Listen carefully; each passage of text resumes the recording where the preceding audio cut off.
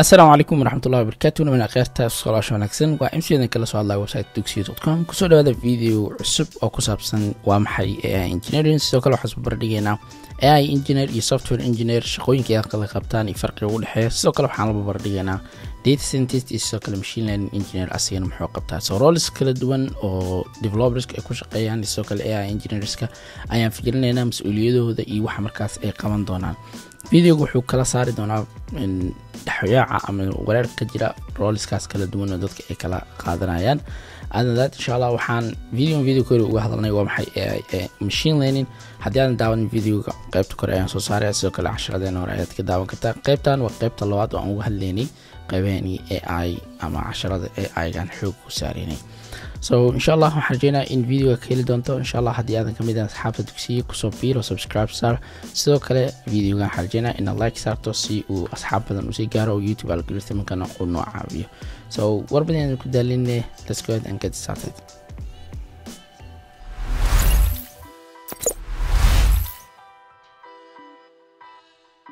Basically AI engineer waa practice of building production ready application ina dhisto muhiimada waa AI engineer ku dhawa ina applicationo aad dhisto kaasoo la falgalaya ama la shaqeynayo AI ama artificial intelligence si ay u xaliyaan real world problems. Okay, basically AI engineer ku xawaay in application as sameyso application kaasoo la falgalaya AI si uu problem u xaliyo so AI engineer kurkiisa kooban waa intaas so as a developer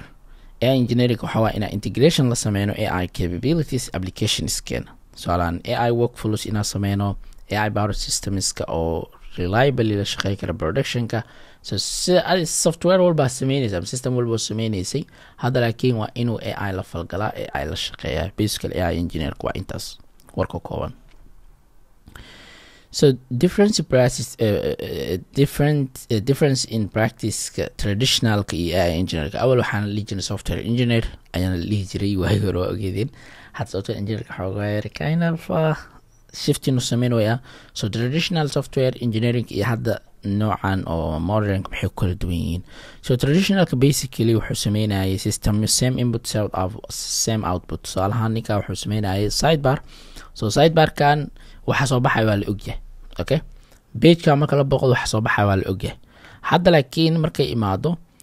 waxaan la ogeyn waay so same input waa laakiin output ku kala duwan in soo baxa laga yaabo so traditional software engineering wuxuu ah logic based oo ah hadii saan dhacdo algorithms data structure isticmaala hadda laakiin waa data driven one so patterns are recognize karayna soolaan shuruuciyo iyo waxba la habeena statistical neural networks ay imaanaya so AI engineering more on unpredictable oo wax markaas oo soo bixi doon resultigiisa so debugging wuxuu ahaa clear error message imaanaya stack tracer dhici jiray predictable failure laga yaabaa soolaan macnaha error message oo clear ah heli jirtay console ka tagay waxa uu leeyahay line kaas qaldan ama undefined waxba loo dhigi jiray ama waxa marka qaar waxa fiilaysa error inuu dhici karo try and catch ka waxa ku dhex qoraysay cilad noocaas day dhacda ama kan dhaco ama laakiin debugging marka sameeyo model interruption in la sameeyo so alahan in modelka la hubiyo ciladaha uu keeni karo edge cases uu imaan karo performance analysis in shaqada way ka badan tahay wax predicted ma ah waa wax in more deep dive oo aad modelka iyo aad gudaha u sii gasho laga baahnaa doona marka AI engineer ka imaado testing marka imaado unit test iyo expected output sameeyay su'aalaha logging marka la tijaabinayo waxa la jiray formka markii login lagu dhufto saas dhacdo something like that ama hadda laakiin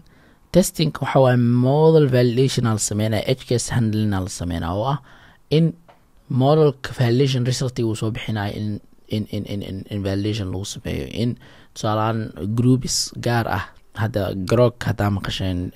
inta badan Twitter-ka midka oo XAI oo Elon Musk mar badan oo la disable gareeya jirto because waxa la jawaabo qaldan inuu bixiyo ama jawaabo aysan rabin inay reer galbeedka maqlaan inuu bixiyo su'aalaha yuhuud oo kala laga wareysanaa Israel sida runta ka sheega ayaga ma uu talgalay marka arinkaas marka waxaas validation evaluation risk waxaan markii la su'aalaad noocan la weydiiso ugu jawaabi doona ayaa lagu test gareeyaa ama laakiin traditional software ku wuxuu ah login waa ninkan button-ka haduu ku dhufto waxaas page-ka laga gudbiyo dusan ku dhufan in saan dhacdo wax la yaqaanay ahayd laakiin hadda kan wuxuu sameeyay lama aqoonsan karo okay model jawaabtu kusoo saaray ma aqoonsan kartid marka moron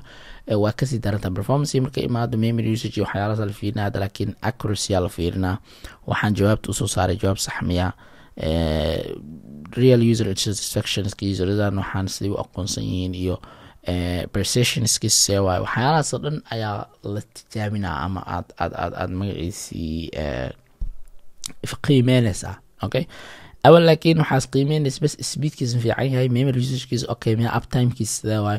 waxaan ama crash ku dhaco wax noocaas laakiin hadda jawaabaa fiirinay waxaan soo baxay dadkan si gaar mula macaamila waxyaala ma sameynaa jawaab nooca haddii la weydiiso uu jawaabi doonaa waxyaala oo aan oo qaldan haddii la weydiiso uu soo falceli doonaa waa macnaha questions caadihina meesha kasoo baxay so development process marka la imaado traditional software developmentiga waxaa sameynaysay requirementska algorithms design gareynay codekii qoray testia sameynay deploy warkaa waa dhamaaday hadda laakiin marka AI engineer la imaado problemka sameynay data soo hameynay AI approach fiirinay integration sameynay validation sameynay monitoring sameynay shaqada waa kasii badanay sidii hore ahayd macnaha traditional software engineer so role comparison da sameyno AI engineering other roles ka soolan AI engineer shaqadiisa maxay tahay data scientist shaqadiisa maxay tahay machine learning engineer shaqadiisa maxay tahay prompt engineer shaqadiisa maxay tahay so AI engineer ka wuxuu sameeyaa application focuskiisa waxa primary focuskiisa inuu AI powered product dhis ama data scientist rolekiisa waxa primary focuskiisa inuu fahmo data patterns soolan datadan inuu qiimeeyo analyze ku sameeyo ayaa waxa data scientist oo inuu data sameeyo se u shaqeyso jawaabaha kasoo baxay all that stuff inuu qiimeeyo machine learning engineer shaqadiisa waxa inuu AI models optimize gareeyo ama train gareeyo all that stuff prompt engineer waxa inuu communication la sameeyo AI ga so AI ga marka la sameeyo in la hadli karo AI ga naftirkiisa hadal u baahan yahay responsibility-dooda AI engineer responsibilities waxa inuu integration la sameeyo AI applications ka oo jiro inuu integration ula sameeyo ama data scientist waxa inuu analyze gareeyo inuu extract ka sameeyo ama la soo baxo insights macnaha inuu insights waxa faham inuu kala soo baxo datadan soo ahaan website kaaga sida users ka u isticmaalayaan datadooda inuu insights kala soo baxo users ka maalmaha website ka day soo booqdaan page aad loo booqdo page hore ka baxaan videogan aad ay u daawadaan videoan like badan la saaraa videoan dislike ala saaraa commentiyada dadka heeday soo bixinaa commentiyada waa positive waxyaalo inuu qiimeeyo macnaha machine learning ka shaqadiisa waxa inuu train gareeyo deploy gareeyo modelska oo la train gareeyo inuu train gareeyo sidoo kale deploy gareeyo prompt engineer waxa inuu effective prompt oo AI gaas la train gareeyo inuu u diyaariyo communication wanaagsan oo la xiriiri karo output-ka ugu laga filayo waxa qofka AI engineer ka inuu software oo AI la shaqeynayo inuu soo saaro data scientist waxa inuu reports uu soo saaro model soo saaro recommendations inuu sameeyo waxyaalahaas oo kale machine learning kana shaqadiisa ama waxyaalaha laga filayo waxa inuu trained models soo saaro machine learning pipelines inuu soo saaro pipeline waxa si uu shaqeynayo si uu falgalayaan in uu jeexo wadooyinkii waxa noocaas prompt engineer waxa inuu soo saaro prompt templates iyo AI workflow oo workflows oo macnaha shaqo qaabkay u soconaysa iyo wax noocaas models la xiriirayo sida la isku xiraayo different models inuu ka shaqeeyo ayaa macnaha ayaa laga filaa inuu outputkiisa noqdo AI engineer fi other kan redundant oo kala waay meeshaasaan kasoo sharxay marka asoo tusaale software markan waa idin siinaa slide-ka si akhrista waqti badan kuma sii bixinayo dhamaantood waa kana ayagoo asbabar dhigay workflowski AI barnaamijkaas implementationki waxaa la sameynayo basically intaasay ahayd hal mara marka sharxa waxaa marka sameynaynaa laba shay isweydiin mudan goormee adiga machine learning noqonaya ama goormee solution qaadanaya tusaale ahaan waxaa sameynaysaa AI project yaa sameynaysaa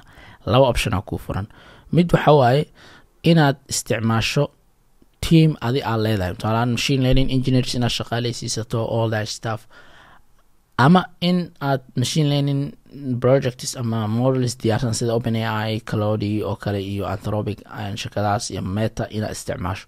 ayaa ku furan so goormee Meta isticmaalay goormee OpenAI isticmaalay ama goormee adiga shaqaalo oo ku gaar ah sameysanaysaa arrinkaas marka waxa build ama buy decision goormee sameynay سؤالان قرمي APIs am services استعماله let's say project يسميه لو ده project يان قوان كيس قرمي قادني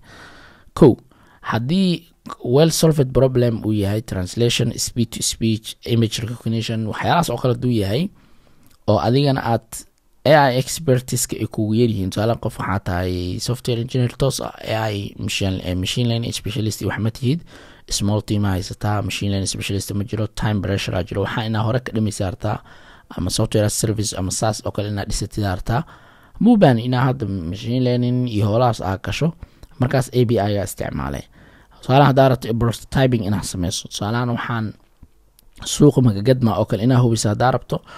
6 bil 10 bil kuma bixinaysa inaa AI train garaysid so API ga isticmaalaysaa haddaa ka fikiraysid cost effective at scale API ga isticmaalay macnaha waxaan qarashaadkiisa wixii inaad koobta haddaa rabto tusaalahan hadda haddii aad rabto translation to your app haddii aad gadanaysid Google Translate API isticmaalay $20 per million character aa ku heli kartaa haddaad dhisaysidna waxaad train galeynaysaa AI application oo kaa qaadanayo months iyo millions in compute oo ah lacago millions of dollars aa lagu train galeynaa AI modelska anaga si sahlan aan ku isticmaalno arrinkaas ku xisaabtana marka inaa wax train gareyso ma sahlan shaqo adigu u baahnaan doontaa oo model jiro markaas sameynaysid so decision ka tusaalahaan by translation is solved problem basically markaad translation sameynaysid iska gado waxbaa train gareynaysid sababtoo ah already waa problem la xaliyay translation ka hadda mu baahni inaa from scratch application translation aa sameynaa inaad dhahdid because already problem xalisan waayo goormee dhisaysaa custom solutions oo ah AI adig ku gaara machine learning engineer oo kale goormee shaqaalaysiinaya ama adig goormee isku bedelay machine learning engineer waxaa isku bedelay su'aalahan hadday jirto unique business requirement so unique business requirement waxa waaye hadday jirto su'aalahan industry specific oo ah waxaan wax gaar ah oo aan horey loo train gareynin let's say waxaan rabnaa dowladda Soomaaliya oo kale wax u gaar ah ayaga inaan u train gareyno shaqooyin oo aanan ileen dowladda Soomaaliya ma jirto oo si gaar ugu shaqeynayo ayadaa marka baahi gaar ay qabtaa oo ah su'aalaan amniga oo kale ama waxay u baahan tahay waxa la xiriira suuqa waxa la xiriira canshuuraha waxa la xiriira dekada ad wax oo macnaha dowladda Soomaaliya gaar u ah ay u baahan tahay so API oo waxaas bixinaya ma jiro markaas oo kale waxa loo baahan yahay in adiga aad in-house aad samaysato custom solution oo AI adiga ku gaar ah inaad train gareysato soo kale high volume iyo cost optimization soo kale marka la fiirinayo millions of API calls markaad sameynaysid markaas oo kale API ma wici kartid waa inaad adiga xal raadisa haddaa millions of API wacanaysidba shirkad ma u baahnin inaad wacdin sababtoo ah ayaga millionkaasi dhex sameynayo adiga marka ka fikir xal oo customer inaad sameysato soo kale data privacy iyo security hadduu jiro sensitive data hadday jirto oo data oo sensitive ah oo aadan la wadaagi karin OpenAI ama shirkadaha kale markaas custom solution aad sameyso performance requirements oo kale sida jiro millisecond response time badanaana offline operation lagu shaqeynayo markaas oo kale waxaa kuu gaara inaad sameysato wax adiga kuu gaara tusaalahaan haddii aad dhisaysid medical imagine for rare disease tusaalahaan qola caafimaada waxay rabaan inay sameeyaan disease ama cudur oo rare ah aan hore u jirin cudur cusub oo in baaritaan ama in la ogaado waxaan baaritaankiisa la rabo markaas oo kale API oo arrinkaas qabanayo ma jiro inta badan waxaa loo baahan yahay mar kasta model oo adi specialized data aad sameysato iyo wax noocaas oo kale inshallah at the end course noocaas aan imaan doono training models iyo artificial intelligence iyo waxaan inaad AI models oo customer adiga aad train gareysato oo local ah inshallah ka fikirayna maaha midka millions of dollars ah laakiin mid below ah oo hadda aad ku fahmi karto sida waxaan u shaqeynayaan hadhowda budget hesho dad oo ku maalgelinayo oo kale aad dowladda oo kale ay diyaar u tahay inay waxaa maalgashato oo kale aad markaas ayaga ay sii maalgeliyaan oo compute badan aa u sameyso laakiin hadda horta inaa qaacidooyinka fahansa waxaan u shaqeynaa si model u train gareynaysaa custom model si usoo saaray oo datadiisi gaar u tahay okay so inshallah course gooniyo noqon doona arrinkaas oo mentorka ka mid noqon doona okay so yeah I think hadda waa fahanteen AI engineer shuruucda iyo ruleska markaas laga rabo iyo machine learning kana shaqadiisa gaarka ah goormee API isticmaalay oo shirkadaha oo API ga bixiyo goormee adiga in-house API sameysanay labadaba waa kala fahanteen iyo shuruucdiisa soo kalena midka exampleska gudaha ku jira ayaga inshallah inaasi akhristaan arjina yeah I think that's it bye for now next video yana balana